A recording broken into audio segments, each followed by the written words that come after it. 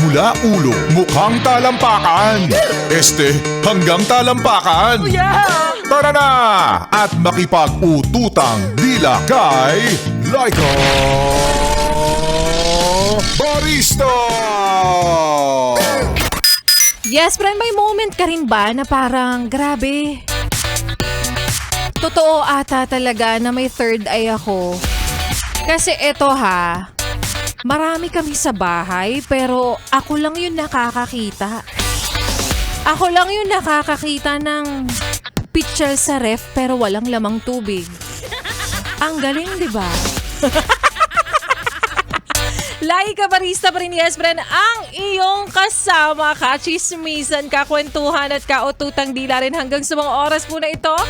At patuloy ka pa rin nakikinig dito sa iyong solid na paboritong kabanding ang 101.1 Yes! FM. Grabe. Alam nyo ba, ngayon na lang ulit ako tinamaan ng kape.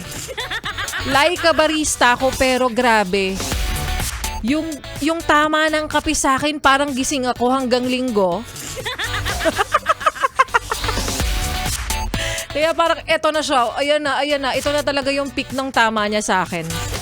But anyways, sa mga yes friend natin nanonood sa Facebook Live at sa mga yes friend natin nasa biyahe ngayon, nasa loob po ng mga kanilang sasakyan, nasa loob ng FX, nasa loob ng bus, nasa loob ng tricycle, nasa loob ng mga kainan, ng mga karinderya, nasa loob ng taxi, at sa mga nasa loob ng kolorum na van, of course, kasama kayo sa target market namin. Happy listening po sa inyo and happy Thursday. Ba't parang feeling ko Friday na? Isa-isahin natin ang inyong mga pabati. Yes, friend, i-message nyo po ako sa aking Facebook fan page na Laika Barista. Again, it's LYKABARISTA. At isa-isahin natin mamaya ang inyong mga pa-shoutout. But for now, balikan muna natin ang kwento ng ating Laika Barista moments kanina na pinamagatang Friend Zone. Nakuwento, yes, friend, na mahal mo siya? Mahal ka rin niya, pero yun nga lang, hanggang pagkakaibigan lang pala. Alam mo, naiinis ako dyan. Mahal kita, pero bilang kaibigan lang. At yung moment na sinabi niyang kaibigan ka lang talaga, parang nagpa-flashback sa'yo yung mga pagkakataon na hinintay mo siya, nilibre mo siya ng merienda, tapos in-upgrade mo yung fries niya tsaka yung drinks niya. Aba, bakit hindi kita masisisi kung magko-compute ka ngayon? Diba? Binilhan mo siya ng gusto niyang pagkain kahit last money mo na. Sayang, diba? Hinatid mo siya kahit taga Paranaque ka. Tapos siya taga saan? Taga Balintawak. Ang layo! Jojowain mo ba yung ganon? Taga South ka siya tapos pa North? Sayang, 'di ba? Pero hanggang doon lang talaga 'yon. Sayang na lang yung masasabi mo. Hayaan mo na, screenshot mo na lang yung convo nyo kung paano kanya binudol tapos i-post mo. Yun naman na talaga yung in ngayon. Charot. Kaya para sa iyo, yes, friend, na umasa kasi akala mo yung friendship nyo pwedeng mag-level up into a romantic relationship. Okay lang yan. Yun yung pampalubag loob ko sa iyo. At least, nalaman mo na hanggat maaga, para magmahal ka na ng iba, maghanap ka na ng iba, na mas deserve mo ang pagmamahal na kayang ibigay sa'yo ng buong buo. Pero mas masakit pa rin talaga, yes, friend, dyan yung part na gutom ka.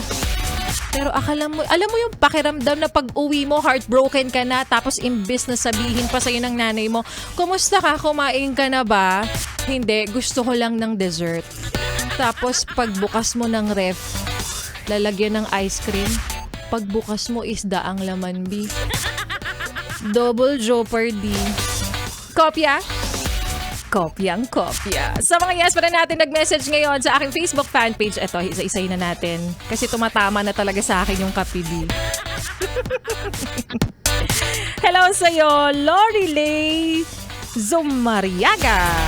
DJ Laika Barista, pabati naman po, please. Hi to newlyweds Megan and Esan Haghiri. Best wishes to you. Happy wedding daw. Ilan pa sa mga yes pa na natin nakikinig ngayon? Si Maximo Pareha, si Junski Milagrosa, si Maki Manuba. Ilan pa dyan ay sina Judy Ann Basilia, si JB Sereño, Si Alfred Plenos Marcelino. Ito talaga, since 2017, solid na yes friend natin to, nakikinig sa 101.1 Yes FM. At sa mga yes friend natin nanonood sa Facebook Live. Raysan de la Cruz, Laika Barista, magandang hapon po. Pa-shoutout po ako dito sa Marinduque, nakikinig po sa inyo. Ngayon, si Joaquin dito sa Marinduque. Ay, ang taray ng mga taga-Heart of the Philippines. Ay, ang yabang ko sa part na yun. Kunwari lang talaga alam ko. Marinduque is the heart of the Philippines, right? O, i-search mo. Hindi ako nagmamarunong dito.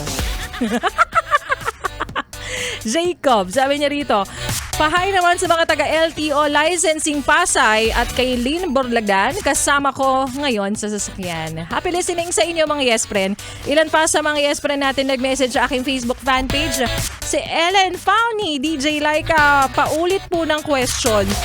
Hoy, hindi ako namigay ngayon. Abangan mo si Ganda Wanda, yes friend. Siya ang susunod na mamimigay today. Si Shai Gardunyo, sabi niya dito, Laika Barista, pabati from Mariveles, Bataan. Tinamaan ako sa pagda-diet. Target weight ko kasi is 49 kilograms. Basta less than 50 at healthy pa rin.